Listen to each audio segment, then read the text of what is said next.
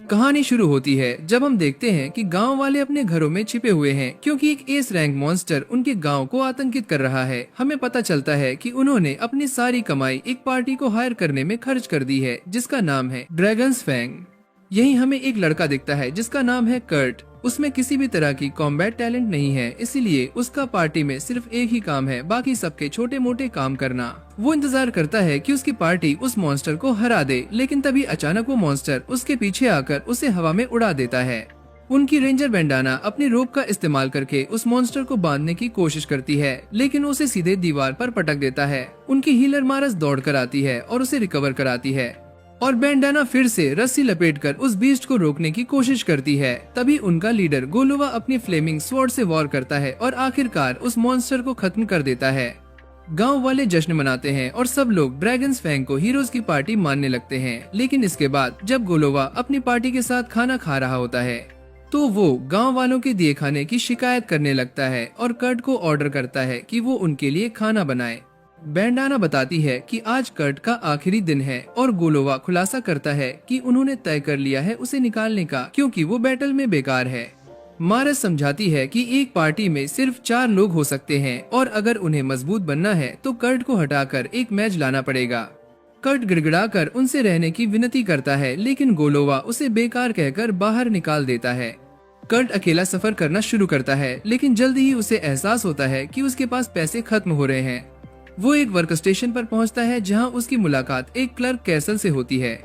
वो उससे कहता है कि उसे एक जॉब चाहिए। कैसल उसका इंटरव्यू लेती है और वो बताता है कि उसे हीरोज पार्टी से निकाल दिया गया, लेकिन वो कहती है कि चिंता मत करो, उसका एक्सपीरियंस शायद उसे अच्छी नौकरी दिला सकता है।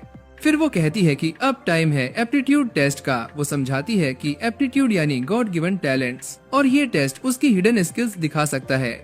कर्ट उत्साहित हो जाता है, लेकिन जब रिजल्ट आता है तो वो बताती है कि कर्ट को सारे कॉम्बैट स्किल्स में सबसे लो रैंक मिला है। वो नोट करती है कि उसके लिए नौकरी पाना मुश्किल होगा, लेकिन वो बताती है कि नॉन कॉम्बैट स्किल्स का टेस्ट अभी बाकी है क्योंकि उनका टेक्नीशियन बाहर गया हुआ है। कर्ट बताता है कि उसके पास ज्यादा पैसे नहीं बचे हैं, तो वो उसे एक सैंडबैग उठाने को कहती है। जैसे ही वो उठाता है उसे महसूस होता है कि वो उसकी माना को ड्रेन कर रहा है। वो मुश्किल से उसे उठाता है, लेकिन कैसल कहती है कि वो कंस्ट्रक्शन वर्क के लिए काफी स्ट्रॉन्ग है।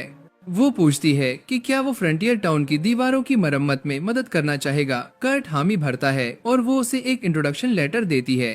फोरमैन उस लेटर को पढ़कर सोचता है कि कर्ट काम के लायक नहीं है, लेकिन उसके पास और कोई ऑप्शन नहीं है। वो कर्ट को कहता है कि दीवार ठीक करो और 3 घंटे बाद वापस आऊंगा। उसकी पेमेंट उसकी परफॉर्मेंस पर डिपेंड करेगी। 3 घंटे बाद फोरमैन लौटता है और दंग रह जाता है क्योंकि कर्ट ने अकेले ही दीवार का बहुत बड़ा हिस्सा रिपेयर कर दिया था। कर्ट माफी मांगता है, कहता है कि वो सीमेंट खत्म होने की वजह से पूरा नहीं कर पाया। फोरमैन हैरान है कि कर्ट बिना स्कैफोल्ड्स या सीढ़ी के ऊपरी हिस्से तक कैसे पहुंचा। कर्ट दिखाता है कि उसने कैसे किया। फोरमैन को यकीन करना मुश्किल होता है, लेकिन वो मान लेता है कि कर्ट सच बोल रहा है। वो उसे सिक्कों की एक थैली देता है और कहता है कि अभी यही दे सकता हूँ, बाकी का सैलरी वर्क स्टेशन से ट्रांसफर कर दूंगा। कर्ट खुश हो जाता है और अगले दिन फिर काम करने का इंतजार करता है। 2 दिन बाद बाकी वर्कर्स यकीन नहीं कर पाते कि वेस्ट और नॉर्थ वॉल्स पहले ही कंप्लीट हो चुकी हैं। लेकिन फोरमैन उसे कहता है कि अब वो वापस मत आना क्योंकि वो बहुत जल्दी काम करता है और बाकी वर्कर्स की नौकरी खतरे में पड़ जाएगी। फोरमैन सोचता है कि कर्ट का कंस्ट्रक्शन एप्टीट्यूड SSS रैंक का है। वो उसे कैपिटल जाने और बेहतर नौकरी ढूंढने की सलाह देता है। वो कर्ट को उसकी बाकी पेमेंट देता है और अलविदा कहता है, लेकिन कर्ट सोचता है कि शायद फोरमैन उसे पसंद नहीं करता। कर्ट वापस वर्क स्टेशन पहुंचकर कैरसल को बताता है कि उसे फिर निकाल दिया गया। तभी वो देखते हैं कि एक लड़की यूलिसिया दूसरे क्लर्क से बहस कर रही है।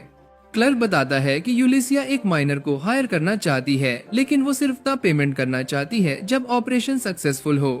कैरसल कहती है कि उसे पहले इन्वेस्टर्स से पैसे जुटाने चाहिए, लेकिन यूलिसिया बताती है कि अगर वो हफ्ते भर में टैक्स नहीं चुकाती तो उसका माउंटेन जब्त हो जाएगा। कर्ट वॉलंटियर करता है कि वो मदद करेगा। वो कहता है कि उसने पहले माइंस में काम किया है। कैरसल उसे चेतावनी देती है कि शायद उसे पेमेंट न मिले। यूलिसिया कहती है कि वो असल में एक ड्वार्फ हायर करना चाहती थी क्योंकि कर्ट उसे बस एक बच्चा लगता है, लेकिन कैरसल बताती है कि उसके लिए उसे 10 सिल्वर चाहिए और यूलिसिया के पास इतने पैसे नहीं हैं। आखिरकार वो कर्ट को हायर कर लेती है। जाते वक्त कैरसल नोट करती है कि कर्ट की पर्सनैलिटी बहुत अच्छी है और उसके लुक्स की वजह से वो औरतों के बीच हिट हो सकता है। तभी दूसरा क्लर्क बताता है कि उन्हें उसके लिए बैंक ट्रांसफर मिला है। कैरसल को याद आता है कि कैसे कर्ट उस सैंडबैग को उठाने में स्ट्रगल कर रहा था। तभी उसे एहसास होता है कि कर्ट के अंदर कोई छुपा हुआ टैलेंट है। इधर कर्ट यूलिसिया के साथ उसके कैंप की तरफ जाता है। वहाँ पहुंचकर उसे दिखता है कि सिर्फ एक ही टेंट है। कर्ट थोड़ा झिककर पूछता है, ये तो सिर्फ एक टेंट है। यूलिसिया मुस्कुराकर कहती है, ये दोनों के लिए काफी बड़ा है। कर्ट मन ही मन सोचता है कि वो और यूलिसिया एक ही टेंट कैसे शेयर कर सकते हैं, खासकर जब वो इतनी क्यूट लड़की है। यूलिसिया ये सुनकर अचानक शर्मा जाती है। फिर वो टॉपिक बदलते हुए कहती है, अब खाना खाने का टाइम है। कर्ट खुश होकर कहता है कि बहुत दिनों बाद किसी ने उसके लिए खाना बनाया है। दोनों खाना खाते हैं और उसके बाद टेंट में सोने का वक्त आता है। रात में कर्ट को पता चलता है कि यूलिसिया कपड़े नहीं पहने हैं। वो घबराकर बाहर निकल जाता है और सोचता है कि ये सही नहीं है। असल में यूलिसिया उसे टेस्ट कर रही थी। वो देखना चाहती थी कि क्या कर्ट भरोसेमंद है या नहीं। जब वो बाहर जाकर अकेला सो जाता है तो यूलिसिया समझ जाती है कि कर्ट सच में अच्छा इंसान है। अगली सुबह यूलिसिया कर्ट को बाहर सोता हुआ पाती है। तभी उसे एहसास होता है कि उसकी ड्रेस रिपेयर हो चुकी है। वो हैरान होकर पूछती है, ये किसने किया? कर्ट बताता है कि उसने रात भर में उसकी ड्रेस ठीक कर दी। यूलिसिया को यकीन नहीं होता कि कोई इतनी जल्दी ये कर सकता है। फिर वो कहती है कि उन्हें वीकेंड से पहले 10 गोल्ड कमाने होंगे। वो एक पत्थर उठाता है और उसे तोड़कर दिखाता है कि उसके अंदर एक क्रिस्टल छुपा है जिसकी कीमत 3 गोल्ड है। इसके बाद वो और भी पत्थरों की तलाश करता है और कई जेम्स इकट्ठा कर लेता है। यूलिसिया कहती है कि अब इन्हें बेच देना चाहिए, लेकिन कर्ट कहता है कि पहले इन्हें मैजिक क्रिस्टल्स में बदलना होगा। यूलिसिया बताती है कि पूरे किंगडम में ऐसे काम करने वाले 10 से भी कम मैजिक क्राफ्ट्समैन हैं। तभी कर्ट वहीं पर एक क्रिस्टल बनाकर दिखा देता है। यूलिसिया दंग रह जाती है और कहती है, ये कैसे मुमकिन है? एक क्रिस्टल बनाने में कम से कम 1 घंटा लगता है और तुमने इसे पल भर में कर दिया। कर्ट कहता है कि शायद उसके पास इतना माना नहीं है कि 1 घंटा लगातार काम कर सके, इसीलिए उसे लगता है कि असली मैजिक क्राफ्ट्समैन बहुत ग्रेट होते हैं। कर्ट ने उन जादुई क्रिस्टल्स पर काम करना शुरू किया और यूलिसिया उसे काम करने देती है। काम खत्म होने के बाद यूलिसिया उन्हें बेचने के लिए शहर जाने का फैसला करती है, पर कर्ट वहीं रुक जाता है ताकि वो पहाड़ों को थोड़ा और छान सके। यूलिसिया जब नाइट स्टेशन पहुंचती है और उन्हें वो क्रिस्टल्स दिखाती है तो वे लोग पहले तो सबूत मांगते हैं, लेकिन जैसे ही यूलिसिया अपना पेंडेंट दिखाती है, उन नाइट्स की सिट्टी पिट्टी गुम हो जाती है, क्योंकि उस पेंडेंट का मतलब था कि वो सीधे राजघराने के लिए काम करने वाली एडवेंचरर है। वे लोग तुरंत उसे टेलीपोर्टेशन डिवाइस इस्तेमाल करने की इजाजत दे देते हैं ताकि वो राजधानी जा सके। उन्हें पता ही नहीं था कि यूलिसिया अब राजघराने के लिए काम नहीं करती। राजधानी पहुंचकर वो अपनी दोस्त मिमिको के पास जाती है। पहले तो मिमिको को लगता है कि ये क्रिस्टल बेकार हैं क्योंकि ये ज्यादा चमक नहीं रहे थे, पर जैसे ही वो पास से देखती है, वो एक ही टुकड़े के 10 गोल्ड कॉइन्स देने को तैयार हो जाती है। यूलिसिया के तो होश उड़ गए। मिमिको समझाती है कि भाई, इन क्रिस्टल्स में 10 गुना ज्यादा पावर है और ये चमक इसलिए नहीं रहे क्योंकि इनमें से पावर बाहर लीक ही नहीं हो रही। यूलिसिया बताती है कि उसके पास ऐसे 49 और हैं और मिमिको तुरंत सारे खरीद लेती है। सौदा होने के बाद मिमिको पूछती है कि ये बनाए किसने हैं, पर यूलिसिया कर्ट का नाम नहीं बताती। मिमिको अपनी पहुंच का वास्ता देती है, पर यूलिसिया टस से मस नहीं होती। आखिर में मिमिको कहती है कि भाई, उस बंदे को संभाल कर रखना, वो किसी और देश न चला जाए। अगर वो हमारे किंगडम के लिए काम करे तो उसे नोबल का दर्जा और बड़ी सरकारी नौकरी भी मिल सकती है। यूलिसिया हाँ तो कह देती है, पर दुकान से बाहर निकलते ही उसके हाथ पांव फूलने लगते हैं। अगली सुबह वो वापस शहर आती है और कर्ट के बारे में पता करने एजेंसी पहुंचती है। रिसेप्शनिस्ट तो कर्ट की डिटेल्स छिपाने की कोशिश करती है, पर यूलिसिया अपना शाही पास दिखाकर उसकी फाइल पढ़ लेती है। वो ये जानकर दंग रह जाती है कि कर्ट ने पहले ही क्या क्या कारनामे कर रखे हैं। वो रिसेप्शनिस्ट को सख्त हिदायत देती है कि कर्ट की जानकारी किसी को न दी जाए। इसके बाद वो सारे पैसे कर्ट के नाम जमा कराकर पहाड़ पर उससे मिलने पहुंचती है। वहां का नजारा देखकर वो सन्न रह गई। कर्ट ने बस एक दिन में अपने हाथों से पूरा घर खड़ा कर दिया था। कर्ट के लिए ये मजाक था क्योंकि उसके गांव में ये सब आम बात थी। घर के अंदर पहुंचकर यूलिसिया उसे बताती है कि सरकार उसे बड़ा अफसर और नोबल बनाना चाहती है।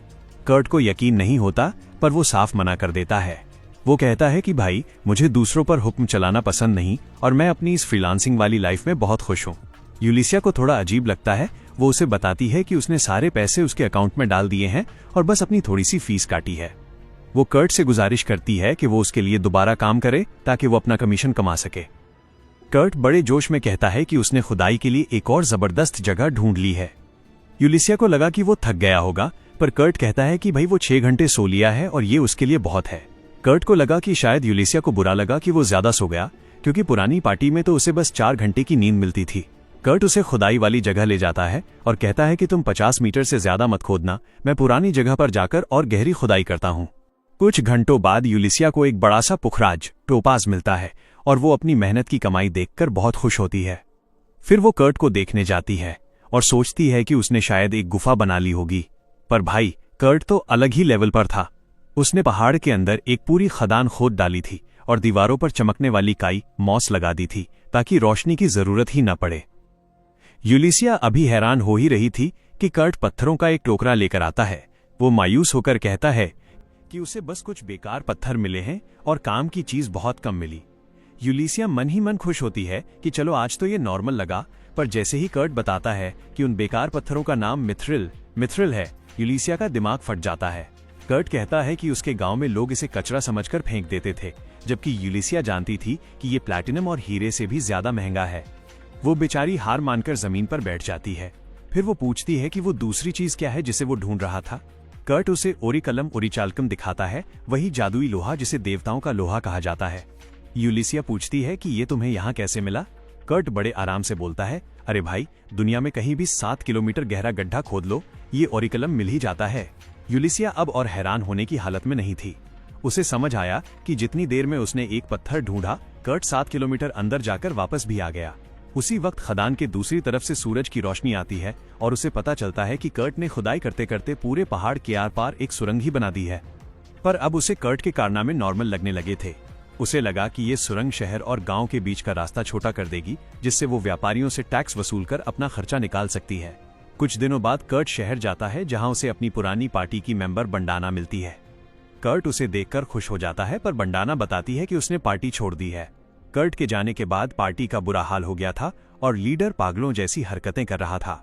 लीडर ने तो बंडाना को कर्ट को जबरदस्ती वापस लाने का हुक्म दिया था ताकि वो उनके लिए खाना बना सके, पर बंडाना ने मौका देखकर अपनी राह अलग कर ली और कर्ट को झूठ बोल दिया कि उसे भी निकाल दिया गया है।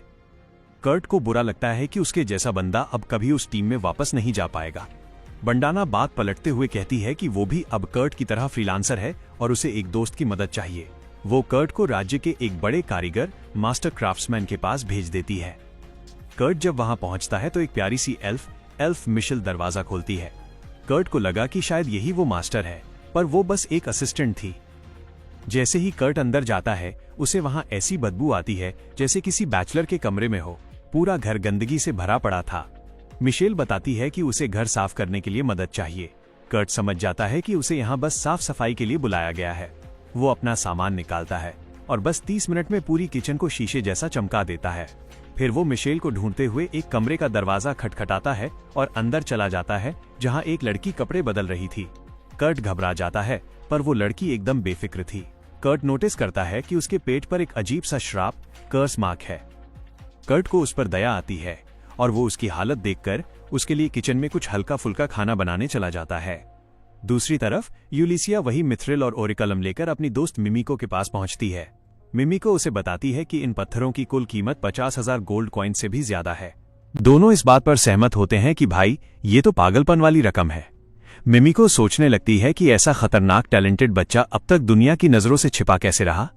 यूलिसिया को भी इसका अंदाजा नहीं था, पर वो अपना प्लान बताती है कि वो कर्ट को एली माइस्टर बनवाएगी और खुद उसकी बॉडीगार्ड बनकर उसे महफूज रखेगी। पर उसके प्लान में सबसे बड़ी अड़चन ये थी कि कर्ट खुद को बहुत कमतर समझता है, अंडर एस्टिमेट करता है। दूसरी तरफ कर्ट ने उस शापित लड़की के लिए दलिया पॉरेज बनाकर तैयार कर लिया था। जब मिशेल अपने गुरु एलिया के साथ किचन में लौटती है तो दोनों चकाचक साफ किचन देखकर दंग रह जाते हैं। कर्ट एलिया से बिना पूछे किचन इस्तेमाल करने के लिए माफी मांगता है। वो बताता है कि उसने शापित लड़की के लिए खाना बनाया है। एलिया उससे कसम खिलवाती है कि वो इस लड़की के बारे में किसी को नहीं बताएगा और उसे पैसे देकर वहां से विदा कर देती है। उसे थोड़ा डर भी था कि उसने एक अनजान बंदे को राजकुमारी लाइस से मिलने दिया। एलिया फिर लीस के कमरे में जाती है, जो उसकी इकलौती स्टूडेंट थी। कपड़े बदलने में मदद करने के बाद एलिया कहती है कि वो पहले दलिया चखेगी कि कहीं उसमें जहर तो नहीं, पर लीस मना कर देती है। वो कहती है कि उसे कर्ट पर भरोसा है। लीस बड़े चाव से दलिया खाती है, पर अचानक वो दर्द से कराहने लगती है और जमीन पर गिर जाती है। एलिया घबरा गई कि कहीं सच में कर्ट ने जहर तो नहीं दे दिया। वो जैसे ही इलाज ढूंढने भागती है, लीस उसे रोक देती है। लीस अचानक फुर्ती से खड़ी हो जाती है और बताती है कि वो बिल्कुल ठीक हो गई है, उसका श्राप गायब हो चुका था। आइलिया को अपनी आंखों पर यकीन नहीं हुआ क्योंकि वो सालों से इसे ठीक नहीं कर पा रही थी। वो तुरंत लीस को लेकर राजधानी पहुंचती है और मिमिको की दुकान पर जाती है। जब लीस अपना चेहरा दिखाती है तो मिमिको और यूलिसिया तुरंत घुटनों पर बैठ जाते हैं क्योंकि लीस कोई और नहीं बल्कि किंगडम की तीसरी राजकुमारी थी। आइलिया समझाती है कि लीस की मां पड़ोसी देश की थी और लीस ही दोनों देशों के बीच शांति का जरिया है। किसी ने जंग छिड़वाने के लिए उस पर यह श्राप डाला था जो आज अचानक खत्म हो गया। मिमिको को श्राप से ज्यादा ये जानने में दिलचस्पी थी कि इसे तोड़ा किसने। लीस खुशी खुशी बताती है कि ये कर्ट नाम के एक लड़के ने किया है। कर्ट का नाम सुनते ही मिमिको और यूलिसिया के होश उड़ जाते हैं कि भाई ये बंदा हर जगह कैसे शामिल है। यूलिसिया सोचने लगती है कि जिन 6 घंटों में मैं इससे दूर थी, इसने और क्या क्या नामुमकिन काम कर दिए होंगे। मिमिको कहती है कि जिसने लीस पर श्राप डाला है वो कोई मामूली बंदा नहीं होगा, उसकी पहुंच महल के सुरक्षा घेरे तक जरूर होगी। उसके पास 3 शक के घेरे में थे, सेना का पहला जनरल, चर्च का पोप ट्रिस्टन और तीसरी रानी इसिडोरा। सबको लगता है कि पोप और रानी तो ये कर सकते हैं, पर जनरल कैसे? यूलिसिया बताती है कि जनरल के रिश्ते चोरों की टोली थीव्स गिल्ड से हैं जो इन कामों में एक्सपर्ट होते हैं।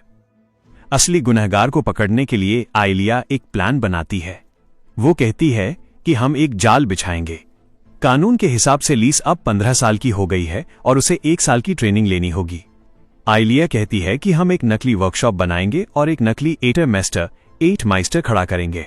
जब लीस वहां ट्रेनिंग लेगी तो दुश्मन उस मास्टर के बारे में जानकारी जुटाने की कोशिश करेंगे और खुद को एक्सपोज कर देंगे। पर उन्हें ऐसा बंदा नहीं मिल रहा था जो नकली मास्टर बनने के लायक हो। यूलिसिया के पास इसका जवाब था। वो कर्ट का बनाया जादुई क्रिस्टल दिखाती है। आइलिया ये जानकर सन्न रह जाती है कि कर्ट के पास एक नहीं बल्कि कई एसएसएस रैंक स्किल्स हैं। लीस भी बहुत इंप्रेस हो जाती है। अगले दिन कर्ट काम के लिए आइलिया की वर्कशॉप पहुंचता है, पर वो बंद थी।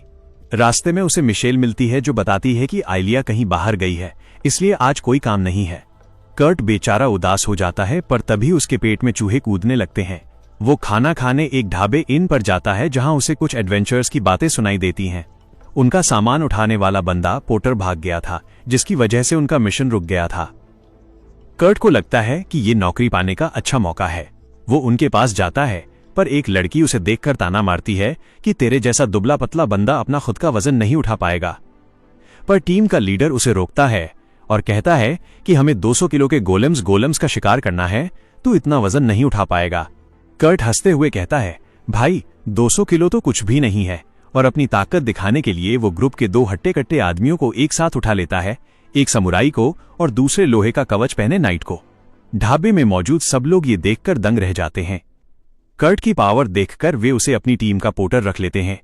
इंट्रोडक्शन होने के बाद कर्ट को लगता है कि ये एडवेंचर्स बहुत अच्छे लोग हैं और वो फैसला करता है कि वो इन्हें निराश नहीं करेगा। पर भाई, जैसे ही वे लोग गुफा डंजन में कदम रखते हैं, कर्ट का पैर एक स्लाइम पर पड़ता है और वो उसमें फंस जाता है।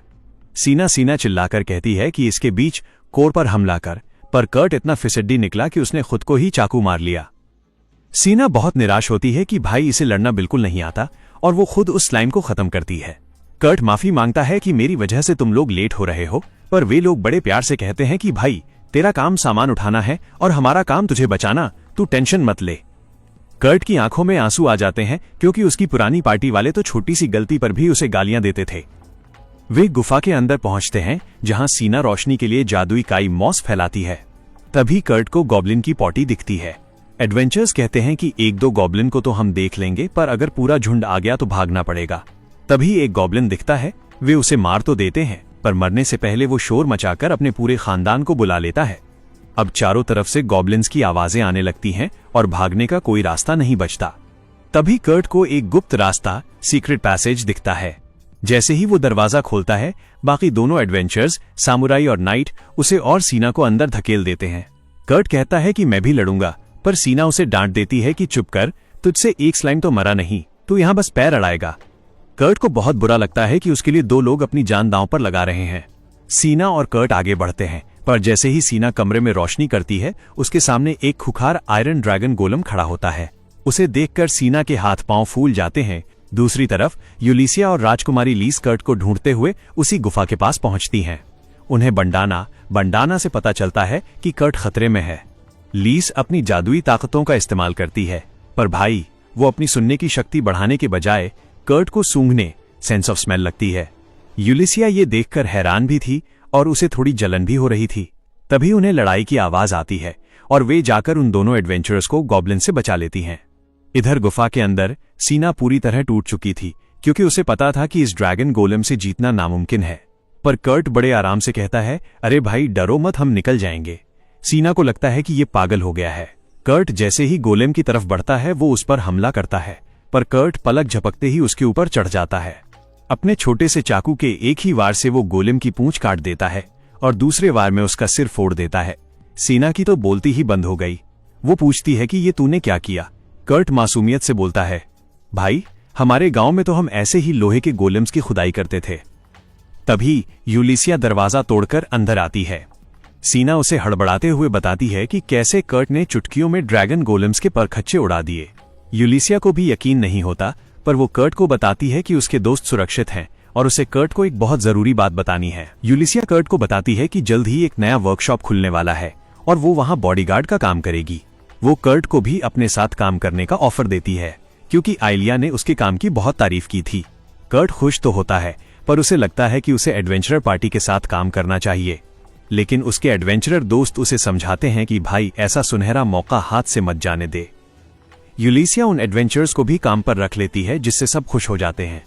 पर वो कर्ट से कहती है कि काम शुरू करने से पहले उसे अपनी स्किल्स का टेस्ट इवैल्यूएशन करवाना होगा।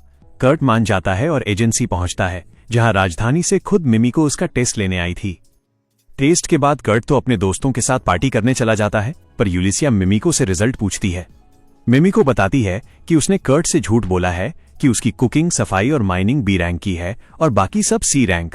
असल में कर्ट के पास हर चीज में एसएसएस रैंक की स्किल्स हैं। मिमिको कहती है कि ये सच छिपाना जरूरी है, वरना अगर दुनिया को पता चला तो कर्ट की जान को खतरा हो सकता है। तभी उन्हें रिसेप्शनिस्ट के रोने की आवाज आती है, जो कान बंद करके बैठी थी ताकि वो कुछ सुन न ले।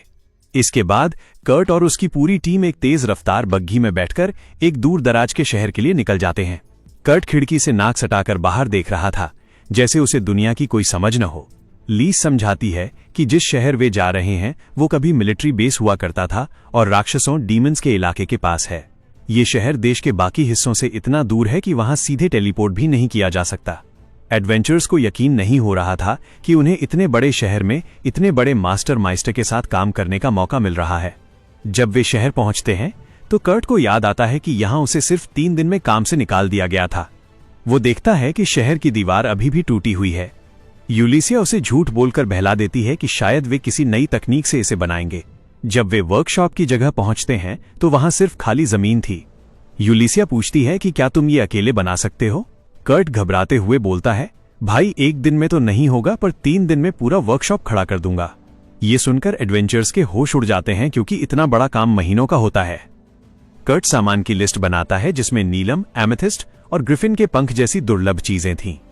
यूलिसिया उसे सामान लाने का वादा करके बाकी सबको होटल ले जाती है, ताकि कर्ट शांति से काम कर सके। वहां यूलिसिया और लीस अपना असली चेहरा सबके सामने लाती हैं। यूलिसिया बताती है कि वो राजघराने के लिए काम करती थी और लीस खुद देश की तीसरी राजकुमारी है। वे बताती हैं कि कर्ट की लड़ने की ताकत भले ही जी रैंक हो, पर बाकी सब में वो एसएसएस रैंक का मास्टर है। सीना ये सुनकर भड़क जाती है कि तुम लोग कर्ट की मासूमियत का फायदा उठा रहे हो और उसे सच नहीं बता रहे। पर लीस समझाती है कि कर्ट ने बिना किसी लालच के उसका श्राप तोड़ा है और वे बस उसे दुनिया की बुरी नजरों से बचाना चाहती हैं।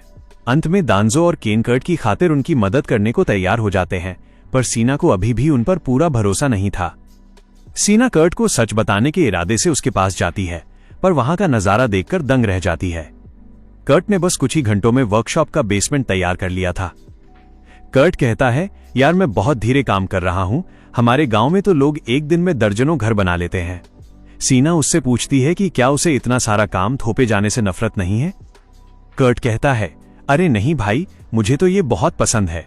पुरानी टीम में सब मुझे बेकार कहते थे, पर यहां मैं सबके काम आ पा रहा हूं।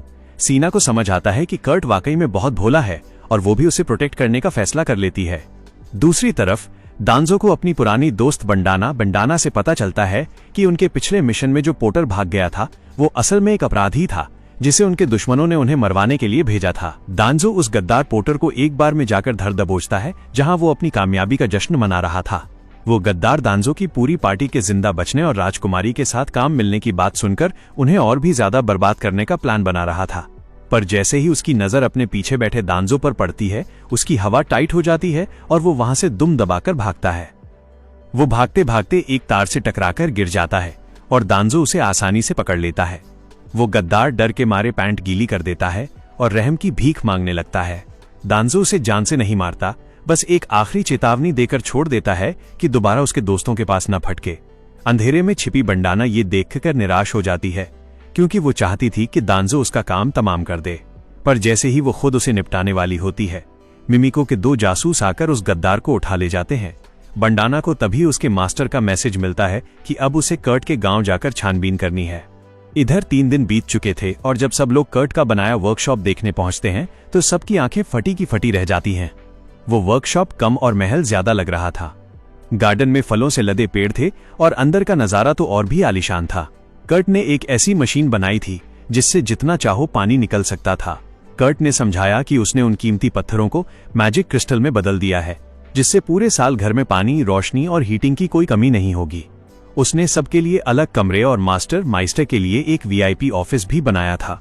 यूलिसिया जब पूछती है कि कर्ट का कमरा कहाँ है तो वो मासूमियत से कहता है कि भाई, मैं तो बस नौकर हूँ, मुझे कमरे की क्या जरूरत, मैं किचन के पास वाले छोटे से स्टोर रूम में सो जाऊंगा। ये सुनकर सब उसे डांटने लगते हैं और 2 घंटे की बहस के बाद कर्ट ऑफिस को अपने कमरे के तौर पर इस्तेमाल करने के लिए मान जाता है।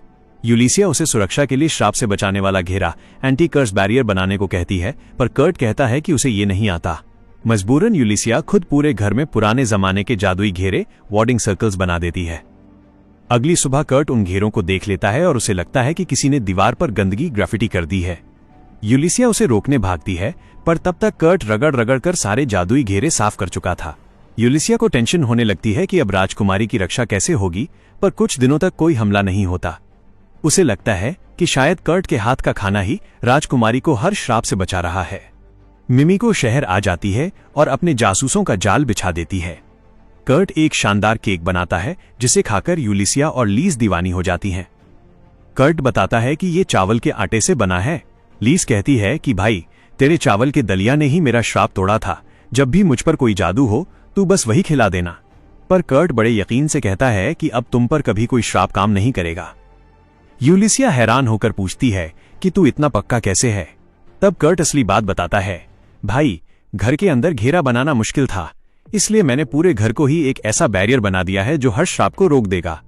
कर्ट आगे कहता है कि उसने बैरियर में थोड़ा बदलाव किया है ताकि श्राप भेजने वाले को चोट न लगे, बल्कि वो बस तेज रोशनी से चमकने लगे।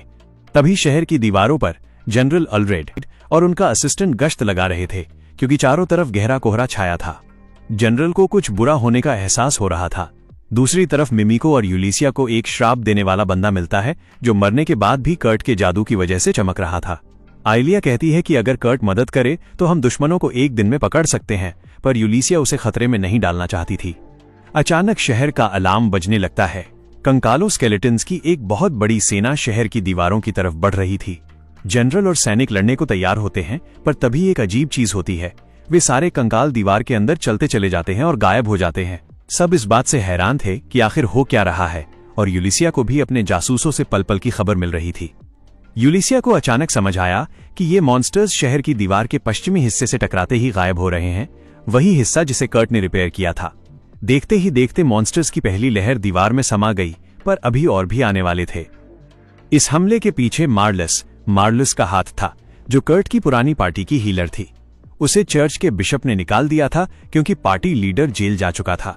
उस लालची बिशप ने मार्लस को अपनी बातों में फंसाया और उसे एक कीमती शराब पिलाई। जैसे ही उसने वो शराब पी, बिशप ने बताया कि ये शराब शापित है और अब मार्लस का मिशन राजकुमारी लीज को मारना है। अगर वो ऐसा नहीं करती तो वो पानी के अलावा कुछ और नहीं खा पी पाएगी और तड़प तड़प कर मर जाएगी।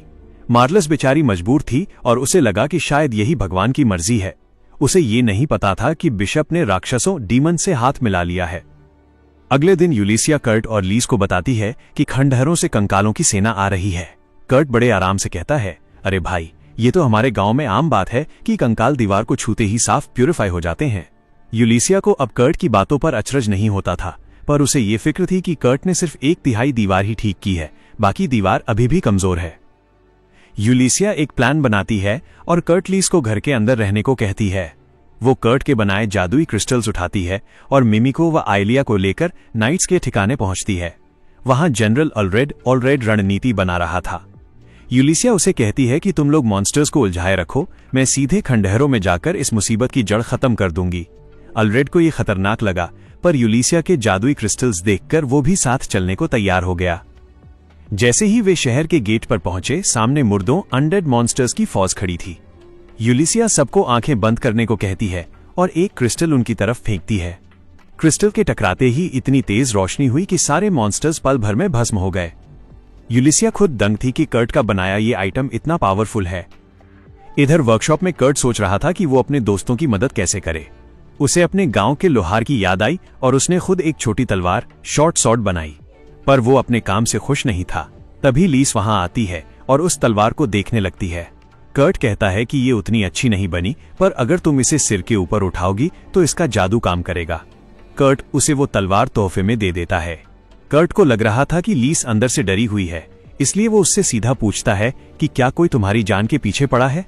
लीस दुखी होकर सब सच बता देती है कि उसकी वजह से सब खतरे में है और यूलिसिया भी उसे बचाने के लिए खंडहरों में लड़ने गई है। कर्ट को याद आता है कि वो भी अपनी पुरानी टीम के साथ वहां गया था। उसे लगा कि यूलिसिया जिस दुश्मन ग्राफिटी मॉन्स्टर की बात कर रही थी वो शायद कोई मामूली चीज है। वो लीस को कहता है कि हमें खुद वहां जाकर उस मॉन्स्टर को हराना चाहिए। लीस पहले हिचकिचाती है, फिर तैयार हो जाती है। जाने से पहले लीस उस चाकू तलवार को आजमाने के लिए उसे अपने सिर के ऊपर उठाती है। पहले तो कुछ नहीं होता, पर जैसे ही वो मुड़ती है उसे कुछ ऐसा दिखता है कि वो हैरान रह जाती है। दूसरी तरफ यूलिसिया और ऑलरेड ज़ॉम्बीज से लड़ते हुए खंडहरों की तरफ बढ़ रहे थे। लड़ाई बहुत भारी पड़ रही थी और ऑलरेड जख्मी भी हो गया। तभी वर्कशॉप के एडवेंचर्स केन, दांजो और सीना वहां मदद के लिए पहुंच जाते हैं। यूलिसिया फिर से एक मैजिक क्रिस्टल का इस्तेमाल करके रास्ता साफ करती है। वो ऑलरेड को कर्ट का बनाया सूप दवा पीने को देती है। उसे पीते ही ऑलरेड के घाव ऐसे गायब हो गए जैसे कभी थे ही नहीं। ऑलरेड को यकीन नहीं हुआ कि ये मामूली सूप है। खंडहरों के बाहर केन और उसकी टीम मॉन्स्टर्स को संभाल लेते हैं, जबकि यूलिसिया और ऑलरेड अंदर घुस जाते हैं ताकि असली दुश्मन का खात्मा कर सकें। उधर खंडहरों के अंदर मार्लस की हालत खराब हो रही थी।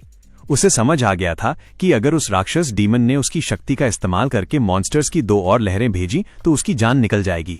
वो राक्षस बाहर का नजारा देखता है, जहां वाइस कमांडर एक जादुई क्रिस्टल से उसके मॉन्स्टर्स की चटनी बना रहा था।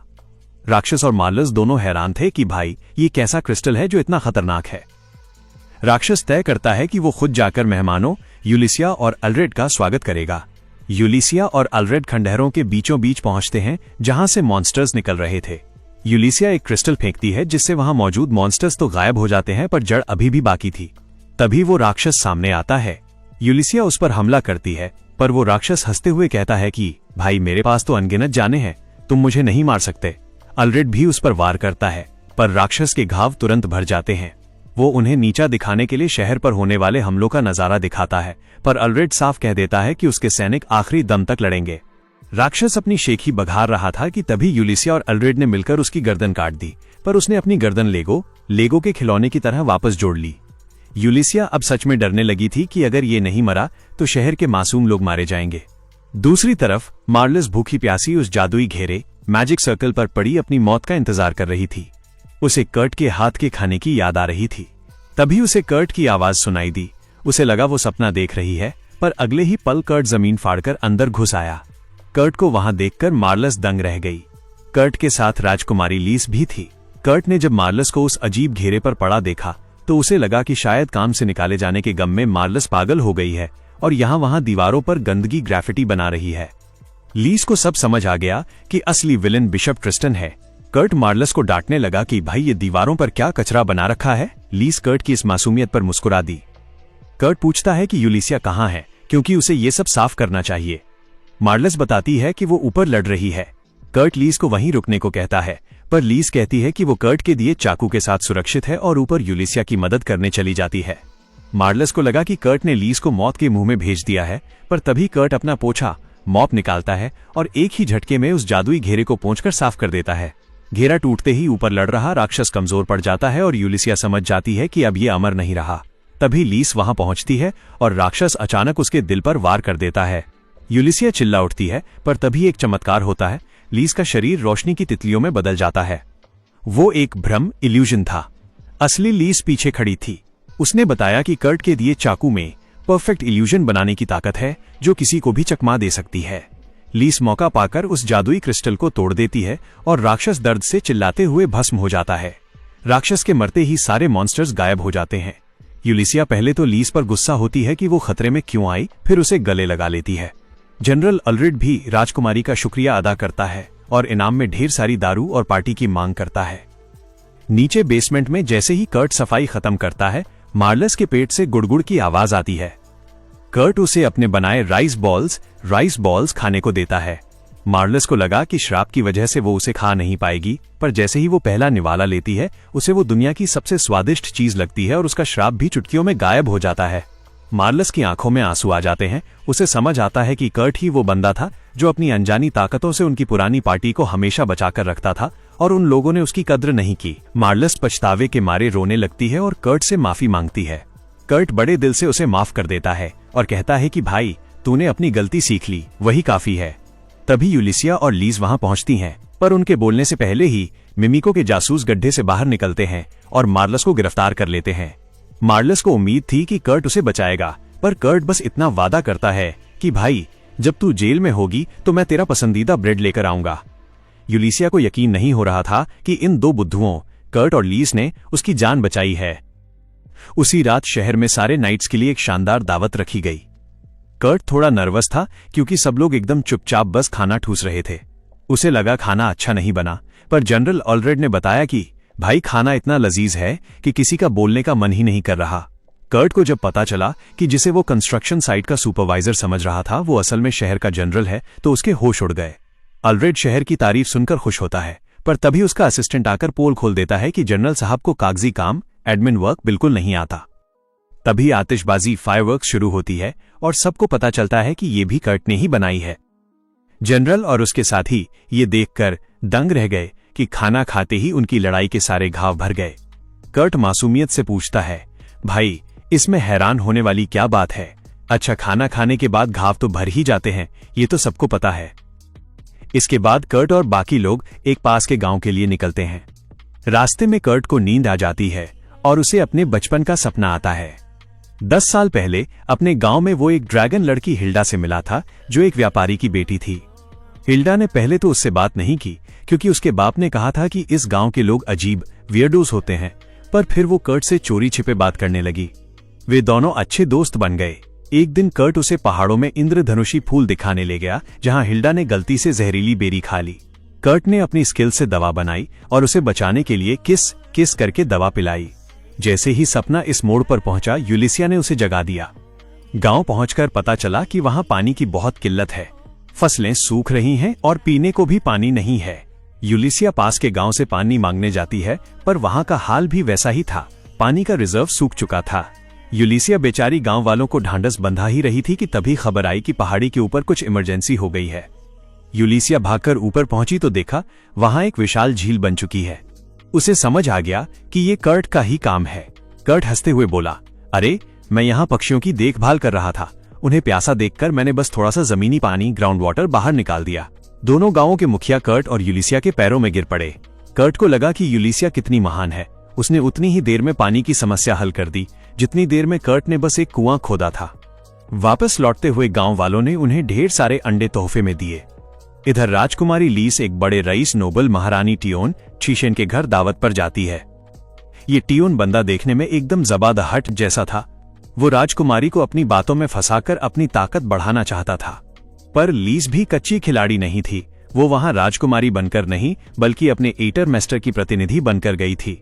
टियोन कर्ट और उन जादुई पत्थरों के बारे में जानकारी उगलवाना चाहता था, पर लीस ने बड़ी चालाकी से उसे गुमराह कर दिया। टियोन का काम था नए गवर्नर का नाम चुनना, पर वो कहता है कि भाई, ये शहर राक्षसों के इलाके के पास है और यहाँ के नाइट्स को संभालना मुश्किल है, इसलिए वो चाहता है कि एली मास्टर को ही गवर्नर बना दिया जाए। लीस ये सुनकर घबरा जाती है क्योंकि कर्ट को तो खुद नहीं पता कि वही एली मास्टर है। अगर वो गवर्नर बना तो उसे सबके सामने आना पड़ेगा। लीस टियोन को मना करने की कोशिश करती है, पर टियोन उसे अपनी बातों में फंसा लेता है। जब लीस कर्ट की तारीफों के पुल बांधने लगती है तब टियोन समझ जाता है कि कर्ट ही उसका सबसे बेहतरीन उम्मीदवार है। वापस आकर लीस जब यूलिसिया को सब बताती है तो यूलिसिया उसे डांटती है कि तू तो बुद्धू बन गई। लीस पूछती है कि कर्ट कहाँ है तो यूलिसिया कहती है कि वो बच्चा पाल रहा है।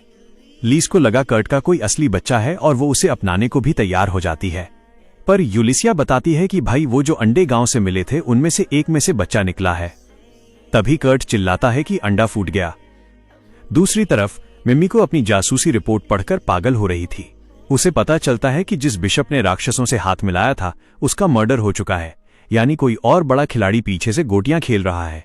पर जैसे ही वो कर्ट के अंडे से निकली चीज की रिपोर्ट पढ़ती है उसका दिमाग चकरा जाता है। मकान में जब यूलिसिया और लीस पहुंचती हैं तो देखती हैं कि कर्ट की गोद में एक नन्ही लड़की है जो बिल्कुल कर्ट जैसी दिखती है।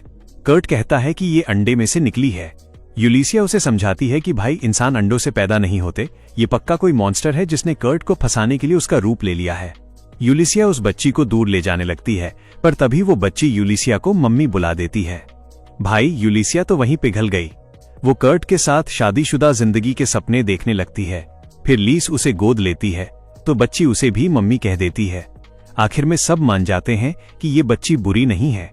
कर्ट उसका नाम अकुरी औरी रखता है, जिसका मतलब है जो सबको जोड़कर रखे। अगले दिन यूलिसिया कर्ट से अकुरी के लिए एक कमरा प्लेरूम बनवाती है, पर छिपकर उसे जेल जैसा डिजाइन करवाती है ताकि अगर अकुरी मॉन्स्टर निकले तो उसे कैद किया जा सके। कर्ट और यूलिसिया अगले काम पर निकलते हैं, पर देखते हैं कि अकुरी चुपके से उनकी बग्घी में आ गई है। कर्ट को लगता है कि यूलिसिया कितनी जिम्मेदार है जो उसकी और अकुरी की इतनी फिक्र करती है। वे एक अगले गांव पहुंचते हैं जहां एक बुजुर्ग उन्हें महान हीरो समझकर उनका स्वागत करता है। कर्ट तो उसकी बातों में आ जाता है, पर यूलिसिया का सिर घूमने लगता है। तभी एक लड़की आकर बताती है कि ये उसके ससुर हैं जिन्हें हीरो वाली कहानियों का शौक है। वो लड़की कर्ट और यूलिसिया को पति पत्नी समझ लेती है और अकुरी उन्हें मम्मी पापा बुलाने लगती है। यूलिसिया तो शर्म के मारे लाल हो जाती है। काम ये था कि उस लड़की के सुअर खाना नहीं खा रहे थे। कर्ट समझ जाता है कि गर्मी की वजह से वे थक गए हैं और वो उनके लिए खास खाना बनाने लगता है। तभी यूलिसिया देखती है कि एक बड़ा नीला ड्रैगन कर्ट और अकुरी की तरफ उड़कर आ रहा है।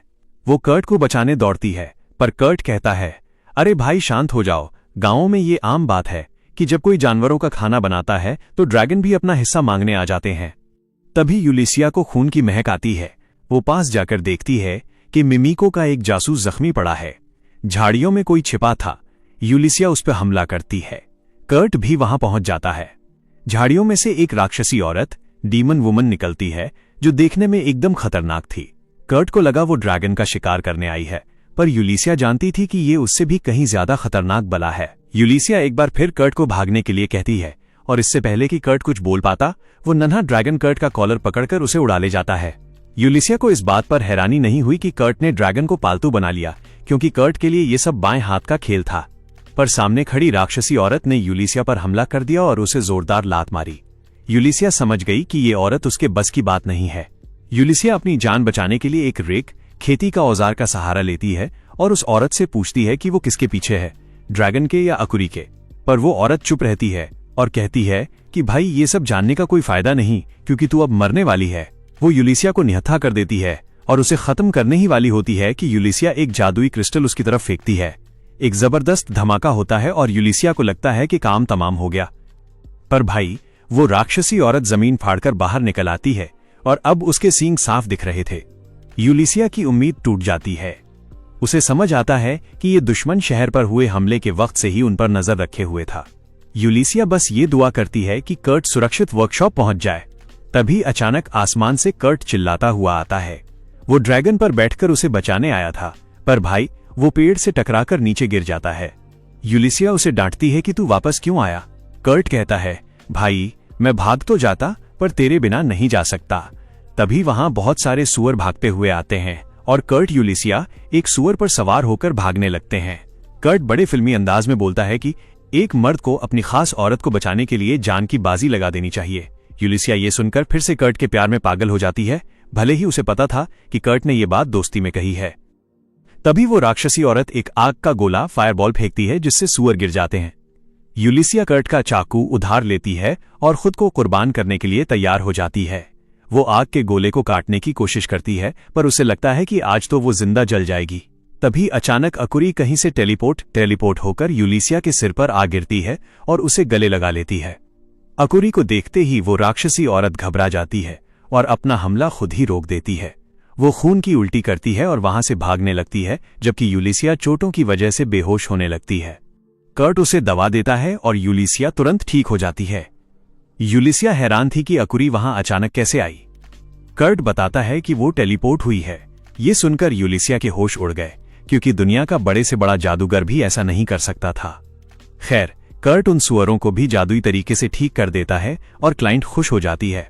यूलिसिया को लगा कि कर्ट ड्रैगन को छोड़ने गया है, पर जब कर्ट वापस आता है तो वो ड्रैगन की पीठ पर उसी राक्षसी औरत को बेहोश करके लाया था।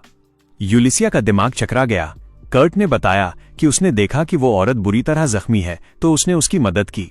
कर्ट ने कहा, भाई, जब उसने अकुरी और तुझे मरता छोड़ दिया और अपना हमला वापस ले लिया तो मेरे पास उसे बचाने की वजह काफी थी। कर्ट ने उसे दवा में नींद की गोली मिलाकर पिला दी थी ताकि वो 3 दिन तक सोती रहे। कर्ट ने बड़बड़ाते हुए कहा कि सिर्फ सींग होने से कोई मेरी बचपन की दोस्त हिल्डा नहीं बन जाता। जैसे ही उस औरत ने हिल्डा नाम सुना, उसने कर्ट से कुछ कहना चाहा, पर दवा के असर से वो बेहोश हो गई। सब वापस वर्कशॉप मकान पहुंचते हैं। वहां केन, दांजो और सीना अकुरी को सही सलामत देखकर खुश हो जाते हैं। तभी हवेली से एक नया बंदा बाहर निकलता है और सबका स्वागत करता है। कर्ट और यूलिसिया उसे देखकर हैरान थे कि ये कौन है। तब राजकुमारी लीस उसका परिचय देती है कि भाई, ये हैं हमारे असली एट मास्टर। ये सुनकर दोनों के पैरों तले जमीन खिसक जाती है। वो नया मास्टर अपना परिचय भी देता है और रिकुडो कर्ट को इतना शानदार वर्कशॉप बनाने के लिए शुक्रिया कहता है। इधर यूलिसिया को इस नए बंदे पर पूरा शक था, इसलिए वो तुरंत कर्ट को खाना बनाने किचन में और सीना को अकुरी के साथ प्लेरूम में भेज देती है। जैसे ही वे दोनों जाते हैं, यूलिसिया रकुदो की तरफ मुड़ती है, पर वो उसे बग्घी कैरेज की तरफ धकेल देता है। यूलिसिया उसकी इस हिमाकत से डरती नहीं और उसे एक जोरदार किक नटक्रैकर 3000 मारने की कोशिश करती है, पर उसका पैर रकुदो के शरीर के आर पार निकल जाता है। यूलिसिया को माजरा समझ आ जाता है और वो लीस से कहती है कि भाई, ये मजाक अच्छा नहीं है। राजकुमारी मुस्कुरा देती है, क्योंकि यूलिसिया ने पकड़ लिया था कि रकुदो कोई इंसान नहीं बल्कि कर्ट के चाकू से बनाया हुआ एक भ्रम इल्यूजन है। यूलिसिया कहती है कि ये चाकू वाकई खास है, जो ऐसे लोगों का भ्रम पैदा कर सकता है जो असल में है ही नहीं। लीस बताती है कि रकुदो असल में कर्ट का वो रूप है जैसा वो 20 साल की उम्र में दिखेगा। वो भ्रम को मिटा देती है। तभी यूलिसिया को मिमिको का मैसेज मिलता है कि वो जल्द ही अकुरी के बैकग्राउंड की रिपोर्ट लेकर आएगी। रिपोर्ट का दिन आता है और सब लोग मिमिको को घेरे खड़े थे, पर मिमिको वहां सिर्फ कर्ट के हाथ का खाना खाने आई थी, क्योंकि उनकी छानबीन पूरी तरह फेल हो गई थी। वो बताती है कि अकुरी के बाल और थूक के सैंपल में सिर्फ इंसानी डीएनए मिला है, पर उसके नाखूनों में कुछ जादुई पत्थर जैसी चीज मिली है, जिसमें स्पेशल मैजिक की ताकत है जो इंसानों में नहीं पाई जाती। मिमिको कहती है कि ये जादुई ताकत दुनिया की शुरुआत के समय इस्तेमाल होती थी, पर अब ये खत्म हो चुकी है। कर्ट पूछता है कि क्या इसका मतलब अकुरी एक मॉन्स्टर है। मिमिको पक्का तो नहीं कह सकती, पर अकुरी के बारे में कुछ न जानना उसे खतरनाक बना देता है। वो कहती है कि अकुरी की जादुई ताकत को सील करके उसे लैब में बंद कर देना चाहिए, पर कर्ट साफ मना कर देता है। वो कहता है कि जैसे मिमिको को कर्ट पर भरोसा है कि वो हमला नहीं करेगा, वैसे ही कर्ट को अकुरी पर भरोसा है कि वो किसी को चोट नहीं पहुंचाएगी। वो इंसान हो या न हो, कर्ट उसे अपने पास ही रखेगा। यूलिसिया और लीज भी कर्ट का साथ देती हैं और मिमिको को अकुरी को ले जाने से मना कर देती हैं। मिमिको मान जाती है और फिर उस पकड़ी गई राक्षसी औरत सॉल के बारे में पूछती है। कर्ट को अभी भी लगता है कि वो ड्रैगन हंटर है। वो बेसमेंट की जेल में बंद थी। कर्ट मिमिको से रिक्वेस्ट करता है कि उस बेचारी औरत को जेल में मत डालना। मिमिको उसे ये नहीं बताती कि वो औरत एक राक्षस है और उसकी किस्मत जेल से भी बदतर होने वाली है। मिमिको और यूलिसिया जेल में जाकर उस राक्षसी औरत को जगाती हैं। वो औरत बहुत कम शब्दों में बात कर रही थी। मिमिको समझ जाती है कि वो योद्धा वॉरियर होने की वजह से ऐसा कर रही है, बेवकूफ होने की वजह से नहीं। वो औरत चिढ़कर जादू से मिमिको को जलाने की कोशिश करती है, पर कर्ट के बनाए कमरे में जादू काम नहीं करता। वो औरत कहती है कि वो सिर्फ उसी के सवालों का जवाब देगी जिसने उसे हराया है, यानी कर्ट। मिमिको मजबूरन कर्ट और लीस को वहां बुलाती है। कर्ट आते ही उसकी रस्सी की तकलीफ के बारे में पूछता है, पर वो औरत उसे बीच में टोककर पूछती है कि क्या वो वाकई हिल्डा को जानता है। कर्ट हाँ कहता है। वो बताती है कि हिल्डा को रईस टियोन के महल के नीचे कैद करके रखा गया है। कर्ट तुरंत उसे बचाने जाने की बात करता है, पर यूलिसिया को उस राक्षस पर भरोसा नहीं था। वो पूछती है कि अगर तू हिल्डा को बचाना चाहती है तो तूने अकुरी पर हमला क्यों किया। वो औरत बताती है कि वो टियोन की जासूसी कर रही थी और जब उसने अकुरी को बग्घी में टेलीपोर्ट होते देखा तो उसे लगा कि अकुरी की शक्ति से वो हिल्डा को बचा सकती है। कर्ट को उसकी बात पर यकीन हो जाता है। वो औरत अपना पेंडेंट दिखाती है जिसे कर्ट तुरंत पहचान लेता है कि ये हिल्डा का ही है। वो ये भी बताती है कि जब उसने यूलिसिया के पास कर्ट का बनाया चाकू देखा जिस पर हिल्डा के परिवार का निशान था, तब उसने हमला रोक दिया था। अब मिमिको को भी यकीन हो जाता है और वो हिल्डा को बचाने का वादा करती है, पर उस औरत को वहीं रुकने को कहती है। वो औरत अपना नाम सॉल बताती है। तभी अकुरी अचानक वहां टेलीपोर्ट होकर आ जाती है जिससे सब एक पल के लिए घबरा जाते हैं। कर्ट और बाकी लोग हिल्डा को बचाने का प्लान बनाने के लिए मीटिंग करते हैं। मिमिको के पास टियोन के महल का नक्शा था। सॉल बताती है कि महल में एक ऐसा कमरा है जहां टियोन के अलावा कोई नहीं जा सकता और वो अक्सर वहां खाना लेकर जाता है। लीस एक प्लान बनाती है कि वे भ्रम इल्यूजन का इस्तेमाल करेंगे जिससे टियोन को लगे कि कोई चोर जादू से दीवार के पार जा रहा है और वो घबराकर खुद ही गुप्त दरवाजा खोल देगा। इसके लिए वे कर्ट के हमशक्ल रकुदो का इस्तेमाल करेंगे। यूलिसिया को फिक्र थी कि कर्ट को राक्षस के साथ घर में अकेला छोड़ना पड़ेगा, पर लीस कर्ट को भी साथ ले जाने का प्लान बनाती है। वे बहाना बनाती हैं कि टियोन के इलाके में 3 दिन का त्योहार है और उन्हें वहां की संस्कृति कल्चर के बारे में रिसर्च करनी है। असली बात यह थी कि यूलिसिया और लीस दोनों कर्ट के साथ त्योहार पर डेट पर जाना चाहती थीं। उन्होंने तय किया कि तीसरे दिन वे हिल्डा को बचाएंगे ताकि उससे पहले दोनों को कर्ट के साथ एक एक दिन बिताने का मौका मिल जाए।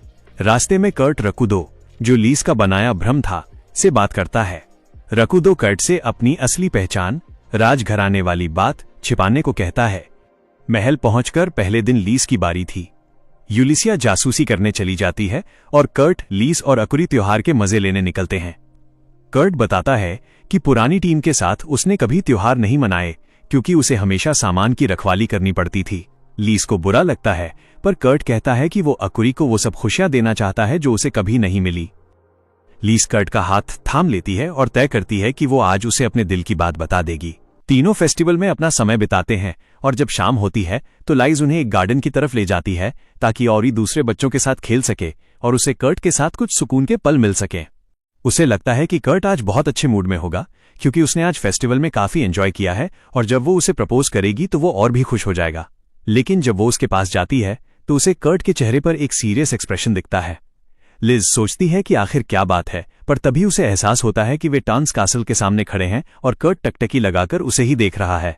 उसे महसूस होता है कि वो इस बात को ध्यान में रखना भूल गई थी और तुरंत कर्ट से पूछती है कि क्या वो हिल्डा के लिए परेशान है। कर्ट उसे यकीन दिलाने की कोशिश करता है कि वो ठीक है क्योंकि सबने हिल्डा को बचाने का वादा किया है और उसे उन पर भरोसा है। हालांकि उसे इस बात का गिल्ट महसूस होता है कि वो मदद के लिए कुछ कर नहीं पा रहा। लाइज उसे वे सारी बेहतरीन चीजें याद दिलाती है जो उसने की हैं, पर कर्ट को नहीं पता कि वो कितना स्पेशल है और वो कहता है कि ये सब तो कोई भी कर सकता था। लाइज सोचती है कि वो उसे खुद को कम समझना बंद करने के लिए कैसे मनाए और उसे एहसास होता है कि अभी प्रपोज करना सही नहीं होगा। इसलिए वो उससे कहती है कि वो उसकी बहुत रिस्पेक्ट और तारीफ करती है और वर्कशॉप के बाकी सभी लोग भी ऐसा ही महसूस करते हैं। वो उसे बताती है कि सब उसे बहुत पसंद करते हैं और इसी वजह से वे यहाँ हिल्डा की मदद करने आए हैं। कर्ट ये सुनकर इमोशनल हो जाता है और उसकी आंखों में आंसू आ जाते हैं। वो कहता है कि वो भी सबको बहुत पसंद करता है और इसीलिए वो उनकी और मदद करना चाहता है। लाइज वादा करती है कि वे फ्यूचर में भी एक दूसरे की मदद करते रहेंगे, पर तभी अकुरी कर्ट को बुलाती है क्योंकि उसे भूख लगी है और उनका वो इमोशनल मोमेंट वहीं खत्म हो जाता है। जैसे ही कर्ट उसकी तरफ भागता है, लाइज सोचती है कि उसने प्रपोज करने का एक सुनहरा मौका गंवा दिया, पर सब ठीक है क्योंकि उसने उसकी दिल से निकली मुस्कान देखी और वो खुद से वादा करती है कि वो जल्द ही अपनी फीलिंग्स कन्फेस करेगी। अगले दिन जूली की बारी थी कर्ट के साथ डेट पर जाने की। जाने से पहले वो उस तलवार को देखती है जो हाल ही में कर्ट ने उसके लिए बनाई थी जब उसने दानव के साथ लड़ाई में अपनी तलवार खो दी थी। उस तलवार के लिए उसने कुछ मिथ्रिल और एडमेंटाइट माइन से निकाला था और एक लोकल बौने लोहार ब्लैकस्मिथ से उसकी भट्टी फौज मांगी थी। लोहार कर्ट पर हंसा था जब उसने सुना कि वो इन 2 अल्ट्रा रेयर मेटल्स के अलॉय से तलवार बनाएगा, पर कर्ट अपने काम पर अड़ा रहा। जो तलवार उसने बनाई वो इतनी मजबूत और तेज थी कि उसने एक बड़े पत्थर को आसानी से काट दिया। लोहार का रिएक्शन ऐसा था जैसे उसने हथियार बनाने वाले देवता का काम देख लिया हो और वो अपनी स्किल सुधारने के लिए तुरंत यात्रा पर निकल गया। जूली अचानक अपनी यादों से बाहर आती है और कर्ट के साथ अपनी डेट को लेकर एक्साइटेड हो जाती है। उसकी किस्मत अच्छी थी कि अकोरी कल बाजार में दौड़ने की वजह से काफी थक गई थी, इसलिए वो अभी भी सो रही है और अब जूली कर्ट के साथ अकेली है। वो सोचने लगती है कि कैसे वो एक एडवेंचरर के तौर पर अपने एक्सपीरियंस का इस्तेमाल करके कर्ट को शहर की सबसे अच्छी जगहों पर ले जाएगी और इस तरह वो लाइस को दिखाएगी कि वो उससे बेहतर है। तभी उसे पास में कुछ शोर सुनाई देता है और वो देखती है कि कुछ गुंडे थग्स एक गरीब आदमी की दुकान में तोड़फोड़ कर रहे हैं। वो इसे इग्नोर करने का फैसला करती है क्योंकि वो नहीं चाहती कि किसी और की वजह से उसकी डेट खराब हो। पर बदकिस्मती से कर्ट के इरादे कुछ और थे। वो तुरंत गुंडों के पास जाता है और उन्हें दुकानदार को परेशान करने से मना करता है। वो उनसे दुकान को नुकसान पहुंचाने की वजह पूछता है और जैसे ही वो बेवकूफ उससे बहस करने लगते हैं, जूली आह भरती है। उसे समझ आ जाता है कि उसकी किस्मत में शायद एक नॉर्मल डेट नहीं है। खैर, गुंडे कर्ट को बताते हैं कि इस दुकान के मीट बन्स का टेस्ट एकदम बकवास है और उन्हें ये बात पता है क्योंकि वे अक्सर ऐसे बन्स खाते हैं और वे बस लोगों की मदद कर रहे हैं ताकि कोई गलती से इन्हें न खरीदे। कर्ट खुद फैसला करने की सोचता है और तुरंत उस आदमी से एक मीट बन खरीदता है। वो उसे चखता है और कहता है कि ये बहुत अच्छा है और इसमें इस्तेमाल किए गए इंग्रेडिएंट्स बहुत ध्यान से चुने गए हैं। एक छोटा सा गुंडा कर्ट को पीछे धक्का देता है और कहता है कि गॉर्डन रैमजे बनने की कोशिश मत करो, पर जूली उसे पकड़ने के लिए वहां होती है। वो गुंडों को बताती है कि कर्ट कोई फूड क्रिटिक नहीं है, बल्कि वो एक एटेलियर में काम करता है और किसी को जज करने के लिए इतनी क्वालिफिकेशन काफी है। गुंडे घबरा जाते हैं क्योंकि वे जानते हैं कि उन्हें एक एटेलियर वाले से पंगा नहीं लेना चाहिए और वे तुरंत भाग जाते हैं। आदमी मदद के लिए कर्ट का शुक्रिया अदा करता है, पर वो उन गुंडों की वजह से काफी घायल हो गया था। कर्ट देखता है कि उसकी कुछ हड्डियां टूट गई हैं और जूली कहती है कि उसकी दवाई से ये जल्दी ठीक हो जाएगा। हालांकि कर्ट उससे कहता है कि उन्हें उसे पास के अस्पताल ले जाना चाहिए क्योंकि वो उसके जैसे एक नौसिखिए एमेच्योर की बनाई दवाई से बेहतर होगा। इससे पहले कि जूली कुछ कह पाती, कर्ट घायल आदमी को उठाता है और अस्पताल की तरफ भाग जाता है, जिससे उनकी डेट और भी खराब हो जाती है। वो रोने ही वाली थी कि तभी दुकानदार की बेटी सच में रोने लगती है और वो पहले उसे चुप कराने का फैसला करती है। तभी वहां से एक व्यापारी गुजरता है जो लोगों को स्वीट कैक्टस जूस खरीदने के लिए कह रहा था और जूली तुरंत उसे मिमिको के जासूस के रूप में पहचान लेती है। वो जासूस के पास जाती है जो उसे आज होने वाले एक कुकिंग कंपटीशन के बारे में बताता है जहां गार्जल रेस्टोरेंट पिछले 2 सालों से चैंपियन रहा है। हालांकि इस साल उन्हें इस छोटी सी दुकान से खतरा महसूस हुआ जो बहुत स्वादिष्ट मीट बन्स बेचती है, इसलिए उन्होंने गुंडों को उसे परेशान करने के लिए भेजा था। जूली को बहुत गुस्सा आता है क्योंकि उसे पता चलता है कि गार्जल रेस्टोरेंट के उन कमीनों की वजह से ही उसकी डेट खराब हुई। पर उसे लगता है कि एक बार कर्ट वापस आ जाए तो प्रॉब्लम सॉल्व हो जाएगी और वे फिर से डेट शुरू कर सकेंगे। लेकिन कर्ट बुरी खबर के साथ वापस आता है। दुकानदार काफी सीरियसली घायल था, इसलिए उसे पूरे दिन के लिए अस्पताल में एडमिट करना पड़ा और वो अपनी बेटी और दुकान के लिए बहुत परेशान था।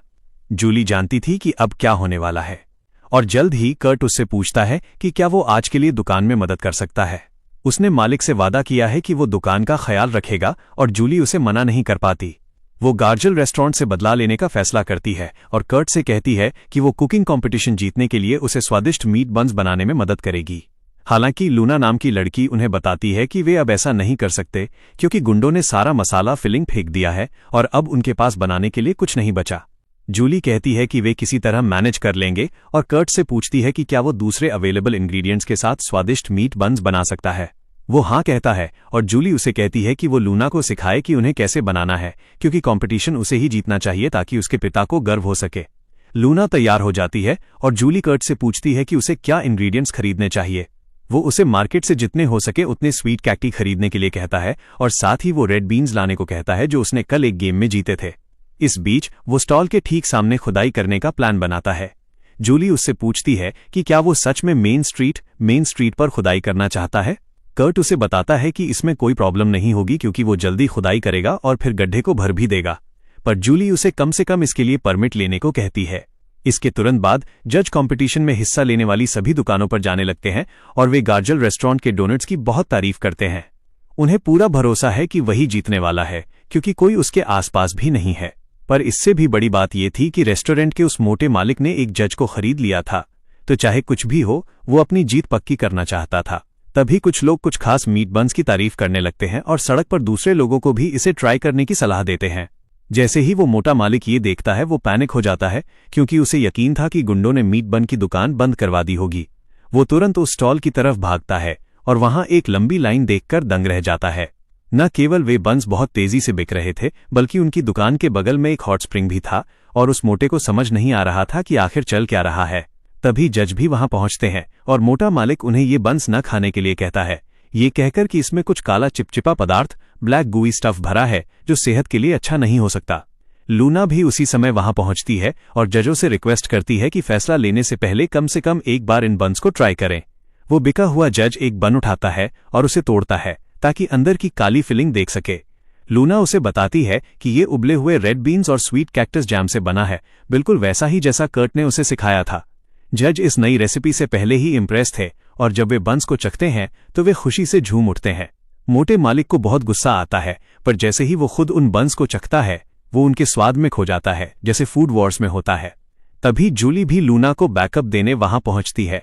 वो जजों को बताती है कि इन बंस का आटा डो बहुत फ्लफी है क्योंकि उन्होंने इसे गूंथने के लिए ऐसे पानी का इस्तेमाल किया है जिसमें बेकिंग सोडा घुला हुआ था।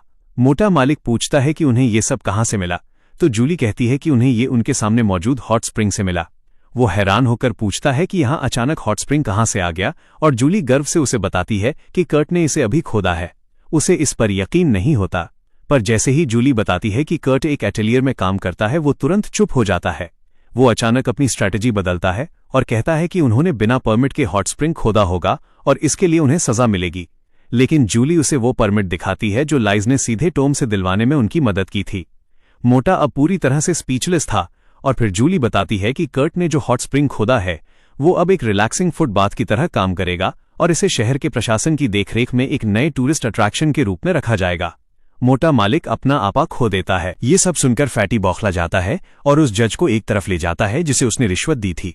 वो उसे अपना काम करने और बाकी 2 जजों को भी मनाने के लिए कहता है। हालांकि उन मीठे बंस ने शायद जज की आंखें खोल दी थीं और वो कहता है कि वो इस दुकान को खराब रिव्यू नहीं दे सकता। वो फैटी से यहां तक कह देता है कि अब उसे उसके पैसों की जरूरत नहीं है और वापस भाग जाता है। तभी फैटी उन 3 गुंडों को देखता है जिन्हें उसने काम पर रखा था, जो एक कोने में छिपे थे। वो तुरंत उनके पास जाता है और उन्हें दुकान को पूरी तरह तबाह करने का हुक्म देता है। वो कहता है कि अगर इस चक्कर में उन्हें जेल भी जाना पड़े तो वो उन्हें किसी न किसी तरह बाहर निकाल लेगा। लेकिन वो गुंडे एक बहुत ही लड़कियों वाली आवाज, गर्ली वॉइस में बात करने लगते हैं और कहते हैं कि वे इस बात को ऐसे ही नहीं जाने देंगे। फैटी इससे उलझन में पड़ जाता है, पर पता चलता है कि वे 3 गुंडे असल में लाइज द्वारा बनाए गए इल्यूजन्स थे जो वहां 2 जासूसों के साथ मौजूद थी। वो फैटी को बताती है कि उसके पाले हुए गुंडे पहले ही जेल में सड़ रहे हैं और अब उसकी बारी है। तभी जूली भी वहां उसका रास्ता रोकने आ जाती है और कहती है कि उन्हें पता है कि वो टर्न्स कासल के मार्गरेट को इंग्रेडिएंट सप्लाई करता है और अपनी रसोई से बचे हुए कचरे स्क्रैप्स का इस्तेमाल अपने रेस्टोरेंट में करता है। इतना ही नहीं, उसे ये भी पता है कि वो अपने खाने में नशीला पदार्थ क्रैक डालता है ताकि ग्राहकों को उसकी लत लग जाए और वे बार बार उसकी दुकान पर आएं। फैटी घबराकर पूछता है कि आखिर उन्हें ये सब कैसे पता, तो लाइज इल्यूजन डैगर का इस्तेमाल करके उसका रूप धर लेती है और कहती है कि एक बार वो उसका वेश बनाकर लॉर्ड की किचन में गई थी। वहां के रसोइयों ने तुरंत सब कुछ उगल दिया। जूली उसे सरेंडर करने और अपने जुर्मों के लिए जेल में सड़ने को कहती है, पर हताश होकर फैटी चाकू निकालता है और लाइज पर हमला कर देता है।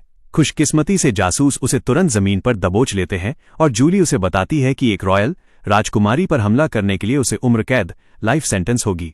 उसे तब तक इस बात का मतलब समझ नहीं आता जब तक लाइज अपना असली परिचय नहीं देती और ये सच उसका हौसला पूरी तरह तोड़ देता है। इसके बाद लाइज कर्ट के साथ खराब हुई डेट को लेकर जूली को चिढ़ाती है, पर जूली कहती है कि अब ये मायने नहीं रखता क्योंकि कर्ट खुश है। उसी रात टन को फैटी की गिरफ्तारी के बारे में पता चलता है क्योंकि उसने फेस्टिवल का मजा ले रही लाइज पर हमला किया था। टन बहुत गुस्से में था क्योंकि उनके संबंध अच्छे थे। इसके अलावा उसके असिस्टेंट ने बताया कि उनकी जांच में पता चला है कि महल में काम करने वाले सभी रसोइये फैटी ने ही भेजे थे, जिससे वे तुरंत अयोग्य डिस्क्वालीफाई हो गए और उन्हें नौकरी से निकाल दिया गया। ये सुनकर टन घबरा जाता है क्योंकि अगले दिन लाइज उससे मिलने आने वाली है और बिना किसी रसोइये के वो उसका स्वागत नहीं कर सकता। असिस्टेंट के पास पहले से ही एक प्लान था और उसने सुझाव दिया कि वे चाय के साथ वही मीठे बंस, स्वीट बंस पेश करें जिन्होंने कुकिंग टूर्नामेंट जीता है। टन को ये आइडिया अच्छा लगता है और वो अपने असिस्टेंट से कहता है कि अगली सुबह उन बंस को बनाने वाले शेफ को उसके पास लाया जाए। अगली सुबह लाइज और जूली नकली 8वें मेस्टर रिकुडो के साथ टन से मिलने के लिए तैयार होते हैं। टेबल पर उनके पास टन के महल का मैप है और जूली कर्ट को बताती है कि वे आज उसकी दोस्त हिल्डा को छुड़ाने जा रहे हैं। वो उसे प्लान में भी शामिल करने का फैसला करती है और बताती है कि जिस कमरे में हिल्डा कैद है वहां सिर्फ किचन के रास्ते से ही पहुंचा जा सकता है ताकि किसी की नजर में आए बिना उसे खाना दिया जा सके। रिकुडो कहता है कि वो सबूत ढूंढने की कोशिश करेगा कि हिल्डा वहां कैदी है और फिर टन को उसे छोड़ने के लिए मनाएगा। वो कर्ट को बेफिक्र रहने को कहता है और कर्ट कहता है कि वो तब तक लूना की दुकान में उसकी मदद करेगा जब तक उसके पिता ठीक नहीं हो जाते। एक बार जब कर्ट चला जाता है तो लाइज अचानक जूली के पीछे प्रकट होती है क्योंकि उसने अपने चाकू से एक साथ 3 इल्यूशंस भ्रम बनाए थे। उन्होंने इसे पहले ही प्लान कर लिया था क्योंकि इल्यूशंस के इस्तेमाल में 2 दिक्कतें थीं। पहली ये कि लाइज को इल्यूशन इस्तेमाल करने के लिए चाकू बाहर निकालना पड़ता है, पर वो म्यान से बाहर निकले हथियार के साथ टन से नहीं मिल सकती। दूसरा ये कि इल्यूशन चीजों को छू नहीं सकते, जिससे मीटिंग में समस्या हो सकती थी। इन दोनों समस्याओं को सुलझाने के लिए लाइज ने फैसला किया कि वो रिकुडो के साथ साथ खुद का भी एक इल्यूशन बनाएगी और फिर जरूरत पड़ने पर चीजें पकड़ने के लिए खुद अदृश्य इनविजिबल हो जाएगी।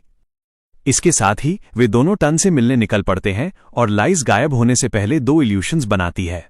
हालांकि तभी उन्हें जासूसों से मैसेज मिलता है कि कर्ट को टन के महल में एक अस्थायी शेफ, टेम्पररी शेफ के रूप में काम पर रख लिया गया है और वो अकुरी के साथ किचन में पहुंच भी चुका है।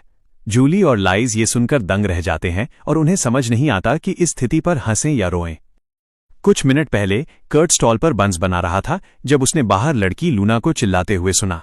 वो तुरंत उसके पास पहुंचा और देखा कि वो सिर्फ इसलिए हैरान थी क्योंकि एक नाइट ने उसे लॉर्ड टन के लिए तुरंत से बंस तैयार करने का हुक्म दिया था। इतना ही नहीं, उसने उसे एक दिन के लिए महल में अस्थायी शेफ के रूप में काम करने को कहा, पर वो ऐसा नहीं कर सकती थी क्योंकि स्टॉल खोलने का समय हो गया था। कर्ट ने उससे कहा कि उसे चिंता करने की जरूरत नहीं है क्योंकि वो बंस बना देगा और फिर महल चला जाएगा। उसने पहले से बेक किए हुए बंस उन नाइट्स को चखने के लिए दिए जो उसका इंतजार कर रहे थे, और जैसे ही नाइट्स ने पहली बाइट ली, उन्हें जैसे ज्ञान एनलाइटनमेंट की प्राप्ति हो गई। जब कर्ट उनका ऑर्डर लेकर वापस आया तो उसने उन सबको पत्थर की तरह जमा हुआ फ्रोजन पाया। उसे लगा कि शायद वे पिछले कुछ दिनों की ड्यूटी से थक गए हैं। हालांकि नाइट कैप्टन कर्ट की आवाज सुनकर होश में आता है और उसे बताता है कि फेस्टिवल के दौरान ओवरटाइम काम करने की उसकी सारी थकान ये बंस खाकर गायब हो गई है। इसके बाद कर्ट अकुरी के साथ महल के लिए निकलता है और तभी उसे अचानक एहसास होता है कि जिस लॉर्ड ने उसे बुलाया है वो असल में वही टन है जिसने हिल्डा को किडनैप किया है। जल्द ही वो किचन में पहुंचता है जहां एक असिस्टेंट उससे बंस लेता है और उसे बताता है कि ये राजकुमारी को सर्व किए जाएंगे। लाइज के साथ रहने के बावजूद कर्ट पैनिक करने लगता है कि जल्दी में बनाए गए उसके बंस राजकुमारी के सामने पेश करने के लायक होंगे या नहीं, पर असिस्टेंट उसे बताता है कि चिंता की कोई बात नहीं है। वो बस कर्ट से कहता है कि जब तक टन और लाइज की मीटिंग खत्म न हो जाए तब तक वो स्टैंड बाय पर रहे और जो भी ऑर्डर मिले उसे बनाने के लिए तैयार रहे। जैसे ही असिस्टेंट जाता है, कर्ट का ध्यान किचन के अंत में बने दरवाजे पर जाता है और वो हिल्डा के बारे में सोचने लगता है। दूसरी तरफ लाइज इल्यूशंस बनाए रखते हुए टन से मिलती है और टन उस घटना को रफा दफा करने की कोशिश करता है जहां उस मोटे शेफ ने उस पर हमला किया था। जब तक लाइज उसे व्यस्त रखती है, जूली दरवाजे पर पहरा देने में फंसी होती है और वो बस यही उम्मीद करती है कि कर्ट कुछ लापरवाही न कर दे। किचन में कर्ट असहज महसूस कर रहा था क्योंकि वो वाकई उस दरवाजे को खोलकर हिल्डा को ढूंढना चाहता था, पर वो ये भी समझता था कि उसे ऐसा कोई रिस्क नहीं लेना चाहिए जिससे उनका प्लान बिगड़ जाए। हालांकि उस इच्छा को काबू करना काफी मुश्किल था और अकुरी उसे परेशान देख लेती है। वो कर्ट से पूछती है कि उसे क्या बात परेशान कर रही है और वो उसे बताता है कि शायद उसकी दोस्त उस दरवाजे के पीछे हो सकती है, पर वो उसे अभी नहीं खोल सकता। अकुरी ये सुनकर एक्साइटेड हो जाती है और उसे बताती है कि वो उसे अपनी दोस्त को ढूंढने के लिए दरवाजे के उस पार ले जा सकती है। वो तुरंत उसे गले लगा लेती है और अगले ही पल कर्ट खुद को दरवाजे के पीछे वाले इलाके में टेलीपोर्ट हुआ पाता है। वो हैरान था कि अकुरी उसे भी अपने साथ टेलीपोर्ट कर सकती है, पर उसे अभी भी लगता था कि उन्हें यहां नहीं होना चाहिए। वो अकुरी से कहता है कि उन्हें वापस चलना चाहिए, पर वो कहती है कि वो ऐसा नहीं कर सकती। वो उदास हो जाती है क्योंकि वो उसके साथ उसकी दोस्त को ढूंढना चाहती थी। और जब कर्ट उसे मनाने के बारे में सोच ही रहा था, तभी उसे बगल के कमरे से एक महिला की आवाज सुनाई देती है। उसे लगता है कि ये हिल्डा ही होगी और वो उसे बचाने के लिए अपने दिमाग में बज रही खतरे की घंटियों को इग्नोर करने का फैसला करता है।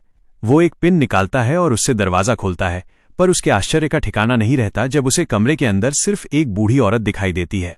दूसरी ओर टन रिकुडो से कहता है कि वो उसे शहर का गवर्नर नियुक्त करना चाहता है, पर रिकुडो जवाब देता है कि पद स्वीकार करने से पहले वो उससे अकेले में कुछ सवाल पूछना चाहता है। नकली लाइज उन्हें प्राइवेसी देने के लिए कमरे से बाहर चली जाती है और जैसे ही वो जाती है, टन अचानक रिलैक्स हो जाता है, इस बात से बेखबर कि राजकुमारी सब कुछ देख रही है। अब उसे यकीन हो गया था कि टन का 8वें मेस्टर के साथ कुछ ऐसा काम है जो वो उसे नहीं बताना चाहता, इसलिए वो उससे ये उगलवाने का फैसला करती है। वो रिकुडो को कंट्रोल करती है और वो टन से पूछता है कि उसे उससे क्या चाहिए। खैर, उस जब्बा द हट जैसे दिखने वाले लॉर्ड को उसका ये सीधा अंदाज पसंद आता है और वो रिकुडो से पूछता है कि क्या उसे इटर्नल यूथ, अमर जवानी में दिलचस्पी है। इस बीच कर्ट और वो बूढ़ी औरत एक दूसरे को देखकर हैरान रह जाते हैं और वो उसे अपने कमरे के अंदर आने को कहती है क्योंकि उसके पास मेहमान अक्सर नहीं आते। वो कुछ भी कहने के लिए बहुत हैरान था, पर महिला अकुरी को भी अंदर बुला लेती है।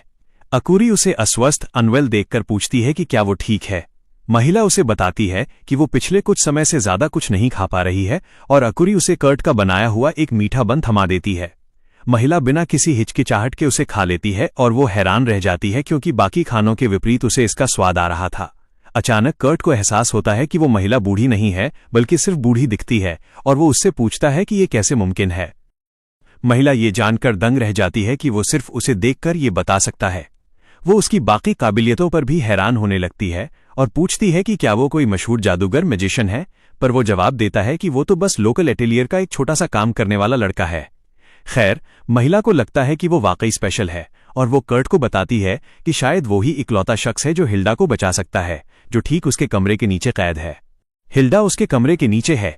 ये सुनकर कर्ट के होश उड़ जाते हैं और वो एक सख्त ब्रेड, हार्डन्ड ब्रेड को फावड़े शवल में बदलकर निचली मंजिल तक खुदाई करने का फैसला करता है।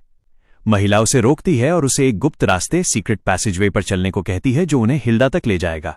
उधर मीटिंग रूम में लाइज ये जानकर हैरान रह जाती है कि टन अमर जवानी इटर्नल यूथ के पीछे पड़ा है। रिकुडो कहता है कि इटर्नल यूथ, अमर जवानी, उसके जैसे 8वें मेस्टर्स का अंतिम लक्ष्य है, लेकिन यह इतना आसान काम नहीं है। टन उसे बताता है कि इंसानों का जीवन छोटा होता है, लेकिन एल्व्स और राक्षसों, डीमंस जैसी प्रजातियां लंबे समय तक जीवित रहती हैं। अतीत में मानव शरीर में राक्षस और एल्व सेल्स को रखने के प्रयोग किए गए थे ताकि वे भी दीर्घायु हो सकें। रिकुडो तुरंत कहता है कि वे प्रयोग विफल रहे और खतरनाक साइड इफेक्ट्स के कारण उन पर प्रतिबंध लगा दिया गया था। टन कहता है कि उसे रिकुडो की क्षमताओं पर पूरा भरोसा है और वो शायद ऐसा व्यक्ति हो सकता है जो अमर जवानी पाने के लिए दवा बना सके। लाइस को अब उसका पूरा प्लान समझ आ जाता है और वो उसे बेनकाब करने के लिए एक चोर का भ्रम और इल्यूजन पैदा करना चाहती है, लेकिन उससे पहले वो और डिटेल्स चाहती है। इसलिए रिकुडो टन से पूछता है कि वो इतनी जल्दी में क्यों है। वो उसे याद दिलाता है कि राक्षस कोशिकाओं को रखना और उन पर प्रयोग करना देश और चर्च दोनों के कानूनों के अनुसार अवैध है। हालांकि अगर टन एक अजनबी को अपने इरादे बताने के लिए इतना बेताब है तो उसके पास समय की कमी होगी।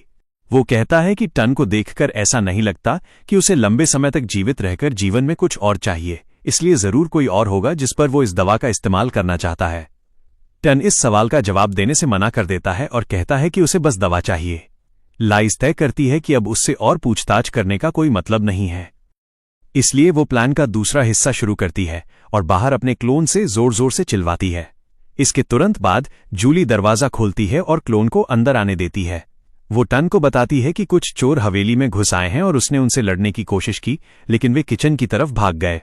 यह सुनकर टन घबरा जाता है और वो रिकुडो और लाइस को कमरे में रहने के लिए कहता है। वो जूली से हर कीमत पर उनकी रक्षा करने को कहता है और उसे कमरा न छोड़ने की हिदायत देता है। वो खुद बाहर भागता है, लेकिन लाइस अपनी अदृश्यता इनविजिबिलिटी बनाए रखते हुए उसके पीछे जाती है। वो जल्द ही छिपे हुए इलाके में पहुंच जाती है और कमरे का दरवाजा खुला देखकर टन और भी ज्यादा पैनिक हो जाता है। जैसे ही वो अंदर जाता है वो फैमल का नाम पुकारने लगता है, जिससे लाइस उलझन में पड़ जाती है क्योंकि वो टन की बेटी का नाम है। वो ये देखकर बहुत दुखी हो जाता है कि वो कमरे में नहीं है। जब वो गुप्त रास्ते, सीक्रेट पैसेजवे के अंदर जाता है तो लाइस कमरे की जांच करने का फैसला करती है। उसे बिस्तर पर एक सफेद बाल मिलता है और फिर वो अपनी सेंसेस को बढ़ाकर और निशान ढूंढती है। उसे अचानक कर्ट की महक आती है और भले ही वो तुरंत उसके पास भागना चाहती है, पर वो पहले जूली से मिलने का फैसला करती है। इस बीच फैमल कर्ट और ऑरी को उस कमरे में ले जाती है जहां हिल्डा को कैद रखा गया है। कर्ट अपने दोस्तों से उनका प्लान खराब करने के लिए माफी मांगता है और फिर भारी दरवाजा खोलकर हिल्डा को जंजीरों में बंधा हुआ देखता है। वो तुरंत उसे उस लड़के के रूप में पहचान लेती है जिससे वो गांव में मिली थी और कर्ट बहुत खुश होता है कि उसे वो अभी भी याद है। वो उसे बताता है कि वो उसे बचा लेगा, पर फैमल ने पहले ही काम कर दिया होता है। वो तुरंत उन जंजीरों को निष्क्रिय डीएक्टिवेट कर देती है और कर्ट हिल्डा के पास भागता है। हालांकि जब वो करीब पहुंचता है तो उसे एहसास होता है कि वो बिल्कुल नहीं बदली है।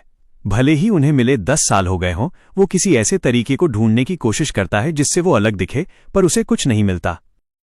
और आखिर में वो हिल्डा से बस इतना कहता है कि तुम हमेशा की तरह ही दिखती हो। वो उसे तुरंत एक मुक्का मारती है और कहती है कि ये उसकी गलती है, क्योंकि जब उसने पहाड़ों में उसे वो दवा खिलाई थी उसके बाद से उसकी ग्रोथ रुक गई है। वो उसे पीटना शुरू कर देती है और कहती है कि न केवल उसने उसे ऐसा बना दिया बल्कि वो बिना बताए गांव छोड़कर भी चला गया और अब वो उसे इसकी सजा देगी।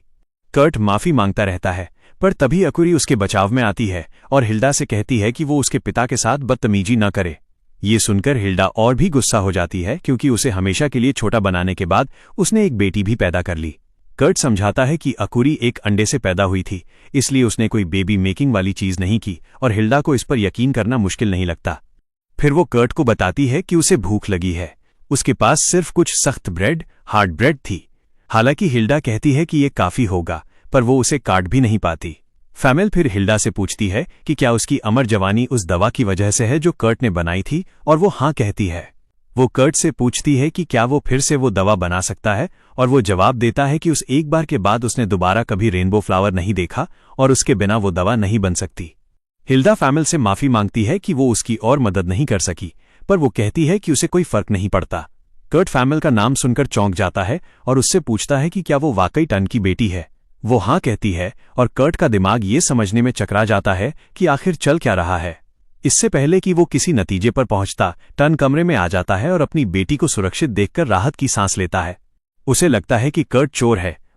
अगर आपको ये वीडियो अच्छा लगा तो प्लीज सब्सक्राइब एंड लाइक कर देना।